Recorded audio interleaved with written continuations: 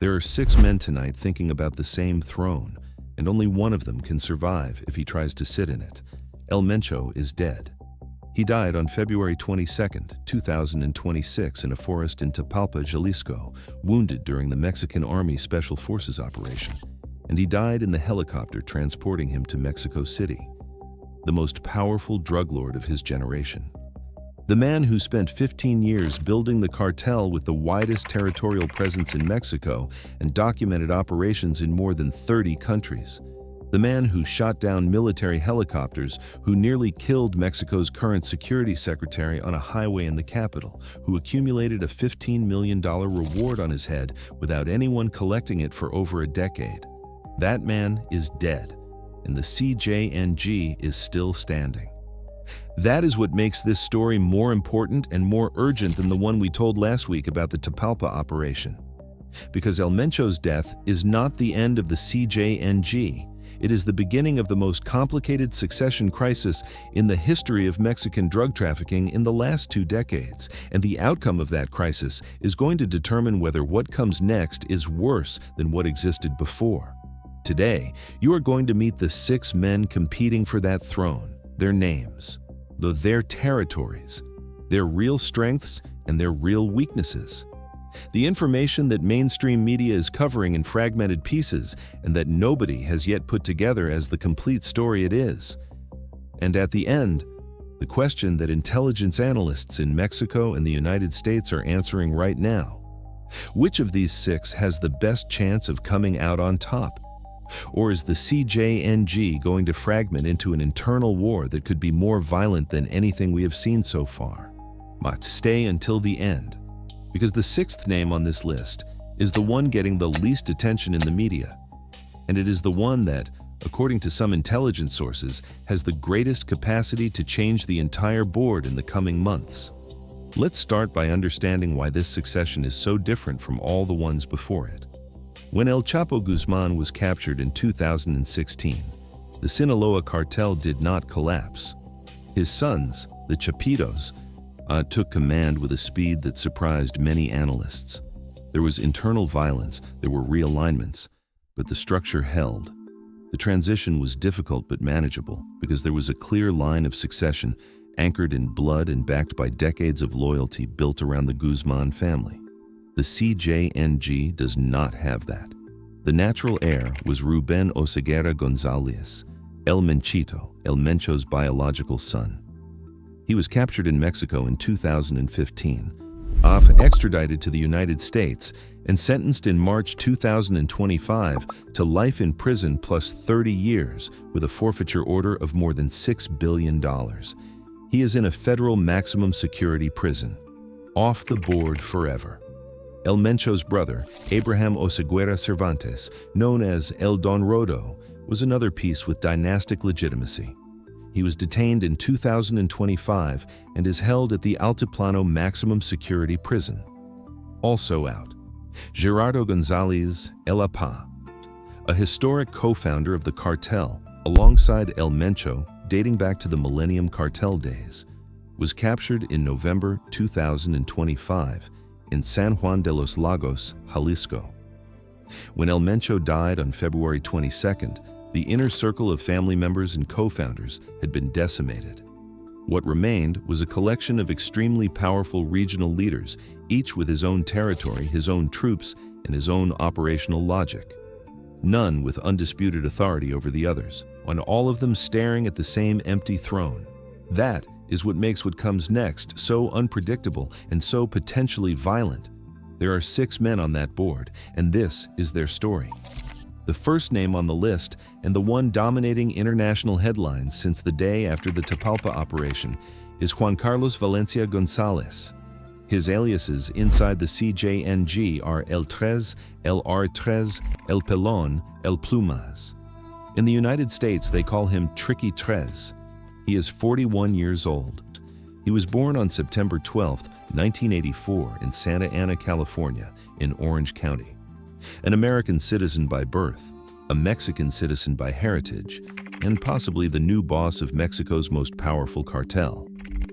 His mother is Rosalinda Gonzalez Valencia, known inside the organization as La Jefa. the woman who designed and ran the CJNG's financial apparatus for over a decade, who laundered money through networks of companies spread across Mexico, Colombia, the United States, and Europe. When Rosalinda became El Mencho's partner in California in the mid-90s, Juan Carlos was a child growing up on the edges of that alliance. And when that alliance became the CJNG, Juan Carlos grew up inside the structure. His biological father is not a minor name either. He is Armando Valencia Cornelio El Maradona, former leader of the Millennium Cartel, the Western Mexican organized crime organization from which both El Mencho and the CJNG itself emerged. Juan Carlos Valencia Gonzalez sits at the intersection of two of the most powerful criminal families in Mexican drug trafficking over the last quarter century. That is not an accident. It is the map of why his name appears first in almost every succession analysis. But bloodline is not his only asset. In 2019, leaked military documents identified Valencia Gonzalez as one of the creators and coordinators of Grupo Élite, the CJNG's most tactical armed wing. That a high-impact paramilitary force capable of deploying rocket launchers, executing high-profile selective operations, and defending disputed plazas with a level of organization that analysts describe as closer to a special forces unit than a conventional criminal group. Mexico's Secretary of Defense, Luis Crescencio Sandoval, named him publicly at a press conference during the López Obrador administration as one of Grupo Élite's leaders. There is no ambiguity about who he is or what he does. The United States Department of State is offering $5 million for information leading to his capture. The United States National Counterterrorism Center, the NCTC, identifies him as the de facto second-in-command of the CJNG for at least the past 2 years. In the hours immediately following the Tapalpa operation, anonymous sources inside the CJNG leaked to international media that Valencia Gonzalez had already been designated as the organization's new leader. A video circulating on social media showed 3 men in tactical gear, one of them seated in front of documents identifying him as the new boss. Mexican authorities neither confirmed nor denied it. That is what he has. Now, what he does not have. Bloodline alone does not buy the obedience of 30,000 men spread across 22 states who have spent years operating with relative autonomy. The CJNG does not function like a company with a clean vertical hierarchy. It functions more like a franchise. The name, the brand, the umbrella of protection, those belong to the center. But the daily operation, the local businesses, the territorial agreements, those are managed by each regional boss with his own logic. For Valencia Gonzalez to impose his authority over that network, he needs more than his last name. He needs to demonstrate real power. And that demonstration, in the language of Mexican drug trafficking, invariably has a cost measured in violence. His current whereabouts are unknown to the public. United States authorities place him in the mountain regions or the Los Altos highlands of Jalisco. He is free, and according to multiple intelligence sources, he is already moving pieces. Hit the like button if this is giving you something the mainstream media wasn't, and subscribe now because the CJNG succession story is being written in real time, and every week there are new developments we are going to cover. The second name on this board is the one that narco-corridos have been announcing since 2022. Audias Flores Silva. His aliases are El Jardinero, El Comandante, El Mata Jefes, El Audi, El Bravo Dos. He was born on November 19, 1980 in Huétamo, Michoacán. He is 45 years old, and he has something that none of Valencia Gonzalez's corridos have yet, a song that explicitly says he is the successor. The corrido is called El Successor, performed by Gerardo Diaz y su jerarquía. The lyrics leave no room for interpretation. It says he is the successor, that people say he is the old man's right hand. In the world of Mexican drug trafficking, corridos are not entertainment. They are communiques. They are position statements that leaders personally approve before they are recorded. That El Jardinero had a corrido naming him successor since 2022 while El Mencho was still alive. and says something very specific about how the CJNG's inner circle was already thinking about succession before the Tapalpa operation made it urgent. His operational profile is that of a high-level territorial manager, identified by Mexican and United States authorities as a regional commander controlling large portions of territory in Zacatecas, Guerrero, Nayarit, Jalisco, and Michoacán. He controls clandestine methamphetamine laboratories. He oversees aircraft, clandestine airstrips, and tractor trailers for transporting narcotics to CJNG distribution cells in California, Texas, Illinois, Georgia, Washington, and Virginia. He has also been linked to a timeshare fraud network in Puerto Vallarta that primarily targeted American tourists, demonstrating income diversification well beyond pure drug trafficking. In August 2020, a federal court in the District of Columbia formally charged him with conspiracy to distribute cocaine and heroin for importation into the United States and with carrying weapons in connection with a drug offense. The State Department designated him as a foreign terrorist in 2025 and is offering $5 million for information leading to his capture. In 2016, he was arrested in Mexico for participating in an ambush that killed 15 members of the Jalisco Unified Force in Soyatlan. He was imprisoned in the Puente Grande Penitentiary.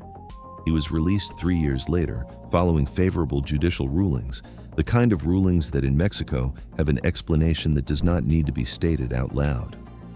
Years later, a court reversed that determination and handed down a sentence of more than 40 years. Thought he remained a fugitive.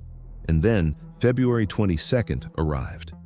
This is where El Jardinero's story gets complicated in a way that still has no public resolution. Reports from multiple outlets indicate that Audius Flores Silva was detained on that same day, February 22nd, in the context of the operations that followed the Tapalpa raid.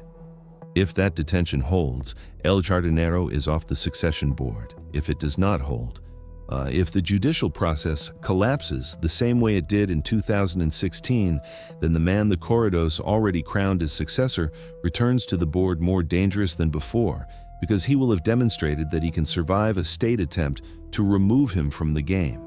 In the language of Mexican drug trafficking, that is not a weakness, that is a credential. That uncertainty is, right now, one of the most consequential factors for understanding where the CJNG is going in the coming months. The third candidate has the most unusual and most revealing backing of all: Hugo Gonzalo Mendoza Gaitan. His aliases are El Sapo and El Noventa, and his advantage comes not from blood or a corrido.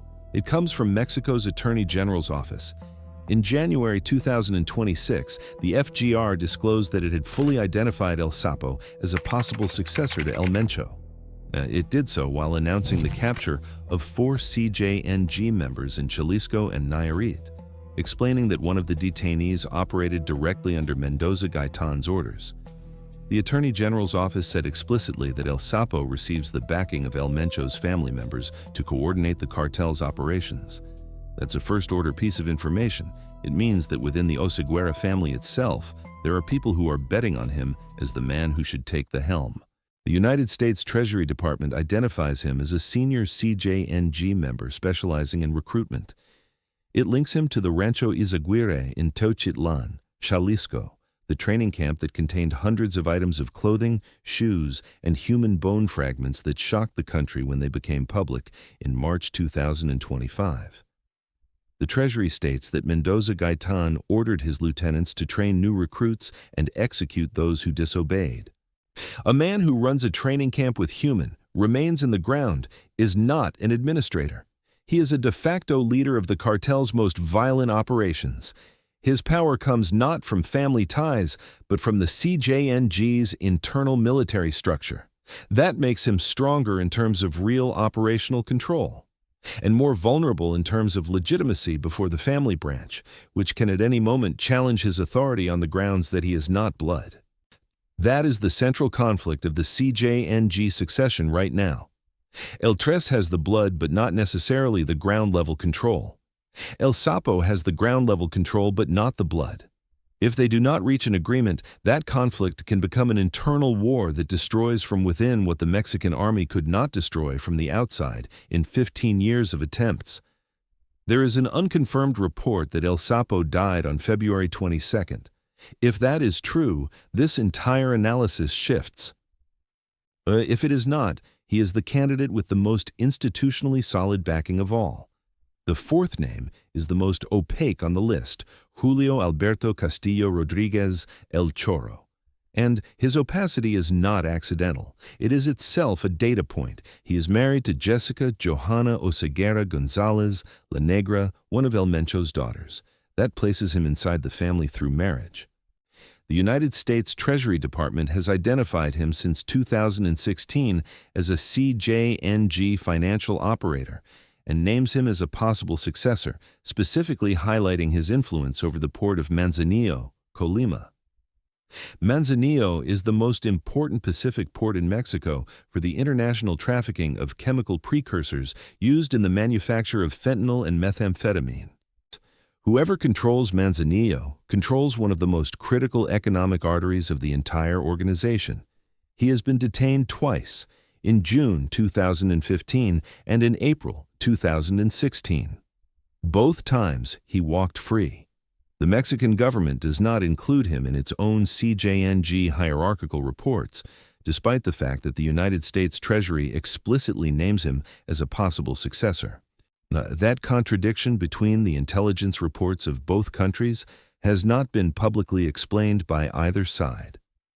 Analysts who follow the case have not been able to resolve it either. His current whereabouts are unknown, and that unknown has two possible readings.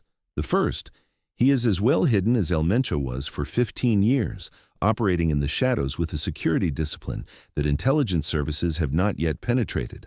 The second, the more uncomfortable, that someone knows exactly where he is and has reasons not to say so publicly. The fifth candidate is the one who speaks through corridos that disappear from digital platforms. Ricardo Ruiz Velasco, El Doble R, LRR. And that detail of the vanishing corrido is the most revealing thing about his current position on the board. In 2024, a corrido called Aquí no hay successor circulated widely. It was performed by Jesus Payan e Imparables. The lyrics were explicit. LRR was directly responding to those naming him as a possible successor and rejecting any self-proclamation. He said, "El Mencho is in charge here, my respects to the old man." In the language of narco-corridos, that declaration of loyalty to El Mencho while he was still alive was a chess move. It was LRR telling the cartel's inner circle that he was not competing for the throne, that he respected the hierarchy. Weeks later, the corrido was pulled from every digital platform, no public explanation. In that world, pulling a corrido after releasing it is the equivalent of retracting a political statement. Something changed. Someone inside the CJNG structure pressured for it to disappear. And the only plausible reason for that pressure is that the declaration of loyalty to El Mencho, in the context of the succession dispute that was already active in 2024, had become a liability. LRR controls Guadalajara. Not a part of Guadalajara. Guadalajara. The city that is the historic heart of the CJNG, where its oldest financial networks are, where its most consolidated urban infrastructure is, where the political and business contacts that any criminal organization needs to survive long-term are. Some intelligence reports place him as the second most powerful figure in the CJNG in terms of effective control, above even El Tres, not above in terms of blood or formal designation. Above in terms of the real power measured by territory controlled, active cells, and revenue generated. Whoever controls Guadalajara in the CJNG controls the organization's nerve center, and LRR controls Guadalajara. Leave your comment below. Which of these six do you think has the best real odds of coming out on top? Because the answer is not obvious, and analysts who have spent decades studying Mexican drug trafficking do not agree. The sixth name is the one generating the fewest headlines. And that, as you will see, is exactly what makes it relevant. Heraclio Guerrero Martinez, El Tío Laco. He does not command Grupo Élite. He does not have a corrido naming him successor. He does not appear in the reports of the United States National Counterterrorism Center. His weight in the CJNG map is regional, anchored in Michoacán, not national. And yet there are two reasons why his name matters in this analysis more than the media coverage suggests. The first is structural. El Tío Laco coordinates alongside his family two fuel theft schemes, traditional huachicol, which involves illegal direct taps on Pemex pipelines, and what they call technical huachicol, which operates through shell companies that sell stolen fuel within apparently legal commercial circuits. Those income sources are not drug trafficking. They are alternative cash flows that do not depend on fentanyl production, cocaine routes, or alliances with Colombian cartels. In a transition period, when intelligence services from two countries are putting all their resources into tracing exactly those flows, the ability to finance operations through channels that are not under the same level of surveillance is a real advantage. The second reason is more recent and more personal. His son, Rubén Guerrero Valadez, known as El R1, died in the February 22nd operation. The Michoacán Attorney General's office confirmed it.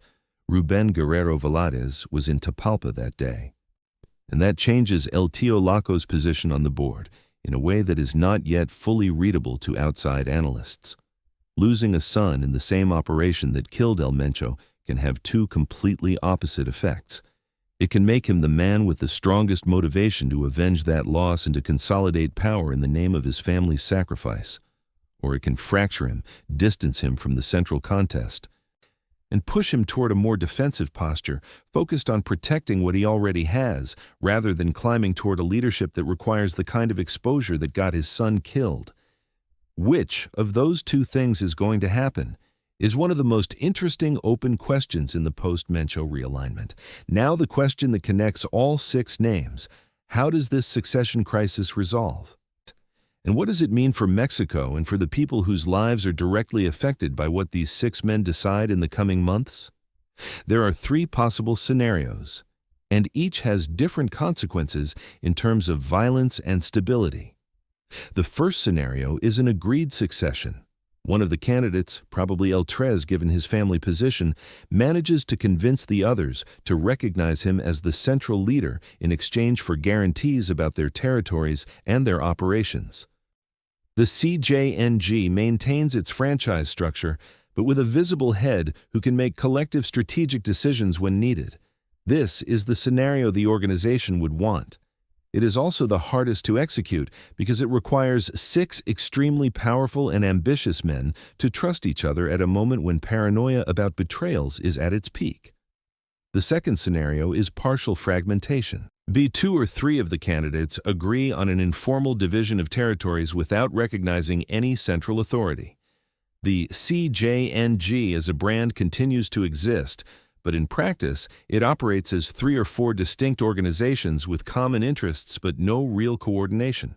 This scenario is probable and produces a moderate level of violence in the short term, but plants the seeds of more serious territorial conflicts in the medium term when the informal borders start to be disputed. The third scenario is internal war. One or more of the candidates decides that the only way to resolve the uncertainty is to eliminate the competition. The CJNG enters the same cycle of fratricidal violence that has destroyed other organizations before it. This is the worst scenario for Mexico in terms of immediate public security, because the history of Mexican drug trafficking demonstrates with brutal consistency that internal wars within major cartels produce homicide spikes that affect entire populations that have nothing to do with the criminal world. Which of these three scenarios is most likely? The honest answer is, we do not know yet. What we do know is that the speed with which the CJNG mobilized its response to the Tapalpa operation, 252 blockades across 20 states in a matter of hours, demonstrates that the mid-level command structure is still functioning with an efficiency that does not depend on there being a visible head on the throne. That is both a sign of organizational strength and a warning that when chaos comes, it will be organized chaos. There is a piece of this succession analysis that almost every report is leaving out. and it is the most important one for understanding where this is going. El Mencho did not just build a cartel, he built a business model. And that business model has a logic that does not disappear when the founder disappears. The DEA estimates that the CJNG has a presence in all 50 United States states. Its fentanyl, methamphetamine, and cocaine distribution networks generate revenues that economists specializing in organized crime calculate in the tens of billions of dollars annually. It has alliances with criminal organizations in Colombia, Ecuador, Europe, and Asia. It has money laundering networks operating through cryptocurrency exchanges and Chinese money laundering networks that make dirty money emerge as investment capital in multiple jurisdictions simultaneously. That machinery does not stop because the founder is dead. It stops if someone destroys the machinery, and nobody has destroyed the machinery. What the Tapalpa operation did was eliminate the visible head of an organization that, by El Mencho's own design, he had learned to function without depending on the visibility of that head. He himself spent 15 years being invisible. The CJNG learned to operate in the absence of its leader because that absence was its normal state. That means the post-Mencho CJNG can be, in pure operational terms, almost as efficient as the CJNG with El Mencho. Less coordinated strategically, more violent internally during the transition period. But not broken, not eliminated, thus not even significantly weakened in its drug production and distribution capabilities in the short term. El Mencho's death matters. It is a real blow. It is the result of sustained intelligence work spanning years, and it has real consequences for the map of Mexican drug trafficking. But it is not the end of the CJNG. It is the beginning of its next chapter. And that chapter is being written right now by 6 men who tonight are thinking about the same throne. El Tres, with his Californian blood and his command over Grupo Élite. El Jardinero, with his successor corridos and his February 22nd detention that still has no definitive resolution. El Sapo, with the Mencho family's backing and the bone fragments of Rancho Izaguirre as evidence of what he is capable of ordering. El Choro, with his grip on Manzanillo and an invisibility that analysts have not been able to explain. El Doble R, with Guadalajara in his hand and a pulled corrido that speaks more through its absence than through its lyrics. And El Tío Laco, with the technical Huachicol, Michoacán, and the weight of a son dead in Tapalpa whose pull on his ambition we do not yet know how to read. One of these 6 will prevail, or they will destroy each other trying, and in either case, the people living in the territories where that happens will pay the cost of a decision they never made. That is the story that comes after Tapalpa, not the one that ended with El Mencho's death, the one that starts with it. Subscribe now. Because every move these 6 men make in the coming weeks we are going to cover with the same depth as this video. And if this analysis gave you something the mainstream media was not giving you, a like helps us keep doing this work. Leave your take in the comments too, because on this channel the conversation matters as much as the video. This story did not end in Tapalpa. It has barely begun. To understand why the CJNG succession crisis is so different from everything Mexico has experienced before with other cartels, you need to understand the difference between 2 models of criminal organization, the vertical model and the franchise model. The great Mexican cartels of the 80s and 90s operated vertically. The Godfather, Miguel Ángel Félix Gallardo, had direct authority over every operation in every plaza in the country. When he was captured in 1989, the organization fragmented because there was no architecture that could function without him at the center. The next generation, the Sinaloa cartel under El Chapo, learned from that mistake and built something more horizontal, more distributed, with greater regional autonomy. But El Chapo was still the ultimate point of reference. The person whose word resolved conflicts that regional negotiations could not settle. El Mencho went further still. He built the CJNG as a franchise in the most literal sense of the word. Each regional leader had real autonomy to operate in his territory, to make his own local agreements, to manage his own resources. What the CJNG Center provided was the brand, the umbrella of protection, access to international supply and distribution networks, and the implicit threat of coordinated violence against any external threat. Like a fast food franchise, each location runs its own daily management, but the recipe, the suppliers, and the name belong to headquarters. That model is what allowed the CJNG to grow so quickly and expand into so many territories simultaneously. But that same model is what makes the succession so complicated.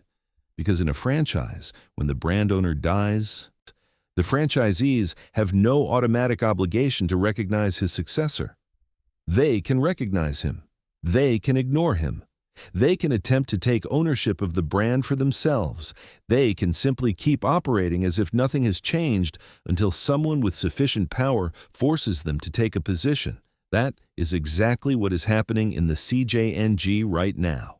Regional leaders are evaluating, calculating, measuring the relative strengths of the candidates, deciding whether to back someone or whether to wait and see who emerges without committing their own position before the board is clearer.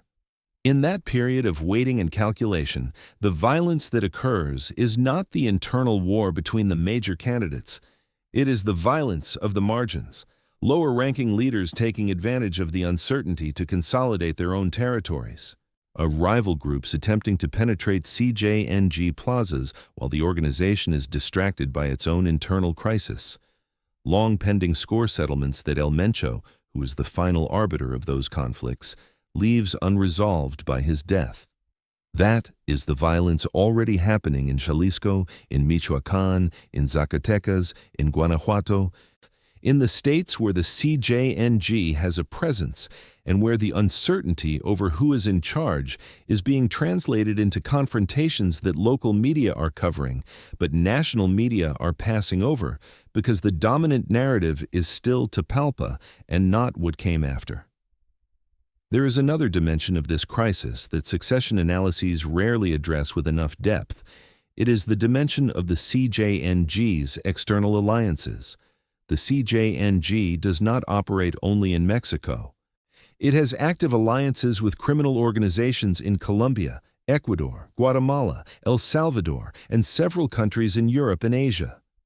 Those alliances are specific business agreements about routes, prices, volumes, and payment conditions.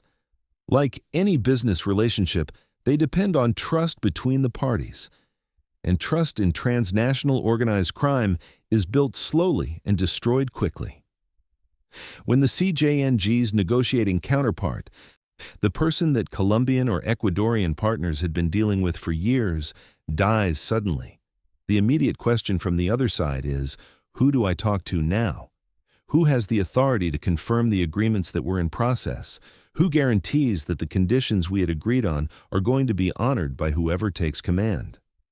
In that period of uncertainty, external partners have two options: wait and suspend ongoing agreements until the succession is resolved, which generates an interruption in the flow of drugs and money that can last weeks or months, or seek alternative agreements with other organizations that are currently more stable and better positioned to guarantee delivery. The Sinaloa Cartel, despite its own internal war between the Chapitos and the Mayo faction, still has the longest and deepest international relationship network in Mexican drug trafficking. In the vacuum that El Mencho's death is creating in the CJNG's external alliances, the Sinaloa Cartel has a real opportunity to capture those relationships. And there are already reports from security analysts indicating that process is beginning in Ecuador and on certain Pacific routes that until 2 weeks ago were exclusive CJNG territory. That does not mean the CJNG will lose its international alliances. It means whoever consolidates the leadership needs to make that one of the first priorities, before external partners decide the uncertainty has lasted too long and seek alternatives. The question all of this generates is one that Mexican media have started asking, but that still has no answer. Does the Mexican government have an active strategy for the CJNG succession crisis, or is it reacting to events as they unfold? El Mencho's death was presented by Claudia Sheinbaum's government and the Secretariat of National Defense as a historic achievement in the fight against drug trafficking. And it is, But a historic achievement is not the same as a strategy. And the difference between the two is going to become evident in the coming months when the succession crisis produces the levels of violence that historically accompany these transition periods. The history of Mexican drug trafficking offers a clear pattern on this. When El Chapo was captured in 2014, the Peña Nieto government did not have a prepared strategy for the post-capture period. The result was a significant increase in violence in Sinaloa cartel territories in the months that followed, while the internal factions sorted out the transition. When El Chapo was extradited in 2017, the same pattern repeated. If Sheinbaum's government has a strategy for the post-Mencho period, it has not communicated it publicly. What it has communicated is the celebration of the operation and the details of what happened in Tapalpa. That is important information, but it is not the same as a transition management strategy. Security analysts following the case closely warn that the next 90 days are the critical window. That is the period when the succession crisis is going to define its shape. If within that period, one of the candidates manages to consolidate enough authority to halt internal violence and restore agreements with external partners, the CJNG is going to emerge from this transition more or less intact as an organization. If within that period, the competition between candidates escalates into open war, the damage can be deep and lasting, both for the organization and for the millions of people who live in the territories where that war will be fought. 90 days. And the clock has been running since February 22nd. Let's come back to the 6 candidates with a more analytical look at their real probabilities. El Tres has the lineage and military command of Grupo Élite. His problem is that operating from California or from the mountains of Jalisco requires the same kind of invisibility that kept El Mencho alive for 15 years.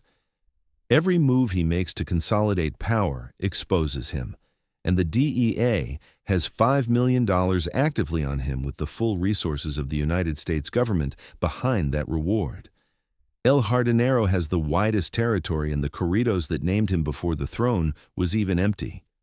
If his February 22nd detention does not hold, he comes back to the board with more legitimacy than before, because he will have shown he can survive a state attempt to remove him from the game. In the language of Mexican drug trafficking, that is not a weakness, that is a credential. El Sapo has the Izaguirre family's backing and the military control that El Tres needs, but has not demonstrated at the same level. If he is alive, and if the reports of his death are false, he is the most solid candidate in purely operational terms. If he is dead, the board changes completely and probably pushes the leadership toward El Tres by elimination of the most dangerous competition. El Choro has Manzanillo and has El Mencho's family through marriage. His invisibility within Mexican government reports may be his greatest protection and his greatest weakness simultaneously. El R has Guadalajara and the most consolidated urban infrastructure in the entire organization. If he decides this is the moment to move his pieces, none of the other 5 can ignore him. El Tío Laco has Michoacán, the technical Huachicol, and a son dead in Tapalpa. And that combination of alternative resources and personal grief is what makes his next move the least predictable of all. 6 men, 1 throne, and Mexico in the middle. The story the media is covering is the story of the past. Who El Mencho was, how he died, what happened in Tapalpa. While the story that matters is the story of the future. Who is going to control the CJNG, how the organized crime map is going to change, and what that transition is going to cost in human lives. That is the story we are covering here. With the depth it deserves, and with the honesty to say what we do not know when we do not know it. Subscribe so you do not miss a single chapter. And leave your analysis in the comments, because on this channel the people who follow this topic closely have important things to say. In the world of Mexican drug trafficking, corridos are not songs. They are strategic communiques. They are position statements that leaders personally approve before they are recorded, that are distributed through digital platforms with the same logic that a government uses to distribute press releases, and that are pulled when the position they express is no longer convenient or when internal pressure makes keeping them more costly than eliminating them. In the case of the CJNG succession, the corridos circulating right now are one of the most valuable information systems available to outside analysts. And the map those corridos draw is not the same as the map drawn by formal intelligence reports. El Jardinero's corrido, which has named him successor since 2022, is still circulating. It was not pulled. That is a signal that someone inside the CJNG still considers that designation valid, despite the February 22nd detention. El Doble R's corrido, which he commissioned himself to declare there was no successor while El Mencho was alive, was pulled. That is a signal that the loyalty position the corrido expressed is no longer useful in the new context, and that LRR is recalibrating his positioning for the post-Mencho period. There is not yet a corrido that explicitly names El Tres as the new boss. There are videos circulating on social media and claims from anonymous sources, but there is no formal corrido approved by the inner circle that says El Tres is in command. That absence is as significant as the presence is. In the CJNG's language, the corrido that consolidates the leadership has not yet arrived. And until it does, the succession remains an open process. The CJNG succession is not just the decision of 6 men. It is the negotiation between dozens of regional leaders, each with his own interests, his own historical loyalties, and his own assessments of what kind of central authority is compatible with his operational autonomy. That negotiation is happening right now, in meetings with no public record, in calls that do not pass through interceptable channels, in encounters on properties that intelligence services do not yet know about. And its result is going to determine the shape of Mexican drug trafficking for the next decade. This is the most important organized crime story in Mexico in the last 20 years. More important than El Chapo's capture, more important than El Mayo's betrayal. Because the CJNG is bigger, more diversified, and more deeply integrated into the Mexican economy and political system than any organization we have seen before. And its transition is going to have consequences that affect people in Mexico, in the United States, and in dozens of other countries for years. We are covering that story here, with the depth it deserves, without simplifying it, without romanticizing it, and without pretending the answers are clearer than they are. Subscribe, because what is coming is the story of the next chapter of Mexican drug trafficking, and you cannot afford not to understand it. There is one more question that needs to be asked before this analysis is complete, and it is the one that intelligence services on both sides of the border are asking right now, even if neither government will say it publicly. Is it possible that the succession is already decided and we simply do not know it yet? The answer is yes. It is possible, and there are reasons to believe that is the case. The CJNG is not an organization that operates improvised. It has spent 15 years demonstrating a capacity for strategic planning that goes far beyond what most criminal groups in the world are capable of executing. It shot down a military helicopter with a rocket launcher in 2015. It set up armored vehicle checkpoints on Jalisco highways. It executed an assassination attempt against Mexico City's police chief in the middle of the capital. It mobilized 252 blockades across 20 states within hours of its leader's death. An organization with that level of operational capacity does not arrive at the death of its founder without having thought about succession. El Mencho was 45 years old when he started building the CJNG. He was 59 when he died. During 14 years leading the most surveilled organization in the hemisphere, with a son captured and extradited, with his wife arrested, with his brother detained, it is very hard to believe he never had a private conversation with his closest operators about what would happen if he fell. The most likely possibility is that a plan existed, and that plan named someone. The problem is that succession plans in organized crime are secret by definition. They are communicated through signals that outsiders cannot easily read, through the structure of the territories that get assigned, through who receives what resources, through the corridos that are approved and those that get pulled, through the movement of people in the weeks following the boss's death. Intelligence analysts are reading those signals right now, and some of those readings point with greater consistency toward El Tres than toward any other candidate. But consistency is not certainty. And right now, nobody who is not inside the CJNG's inner circle can say with certainty who holds the power. What we can say is which of the possible scenarios is least bad for Mexico and for the people whose lives are affected by this transition. And the uncomfortable answer is that the least bad of the scenarios is the one that would seem most unlikely to wish for, that someone consolidates leadership quickly enough to restore internal order in the cartel, stop the transition violence, and stabilize the territories. That is not a recommendation that the Mexican state facilitate that consolidation. It is a description of the real mechanics of transition periods in organized crime, which historically produces more violence when it drags on than when it resolves quickly, regardless of who wins. The Mexican state has its own interests in this transition that are not necessarily identical to those of the general population. The government wants the CJNG not to consolidate too quickly under a new leadership because a consolidated CJNG is harder to fight than a CJNG in internal crisis.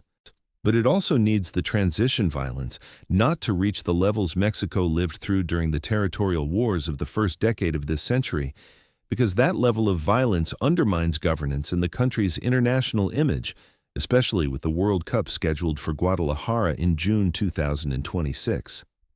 That tension between the different objectives of the Mexican state explains why official communication about the CJNG succession crisis has been so opaque. Mais nanor or sound. The government cannot publicly say it wants a quick transition inside the cartel because that would sound like a tolerance of organized crime that is politically impossible to sustain. And it cannot say it wants a prolonged internal war because that would sound like indifference toward the victims of that war that is equally impossible to sustain. So it says as little as possible. And what it does not say is, as always, the most important part of the story. This is the CJNG without El Mencho. A cartel with 30,000 fighters, a presence in all 50 United States and more than 30 countries, revenues that economists calculate in the tens of billions of dollars annually, without a head that holds undisputed authority over that entire structure. With 6 candidates for that throne who have different interests, different territories, different strengths, and different levels of willingness to pay the cost of taking it. Damperdi Kuro. Chipao. And with the 90-day critical clock running since February 22nd. Today is February 27th, 2026. 85 days remain in that critical window, and every one of those days is somewhere in Jalisco, Michoacán, Zacatecas, or Guadalajara. Someone is making a decision that will determine which of these scenarios materializes. We are going to be here covering every move. Subscribe so you do not miss anything. Leave your analysis in the comments. And if this video gave you something the mainstream media was not giving you, a like helps us keep doing the work this story demands, because this did not end in Tapalpa. It has barely begun.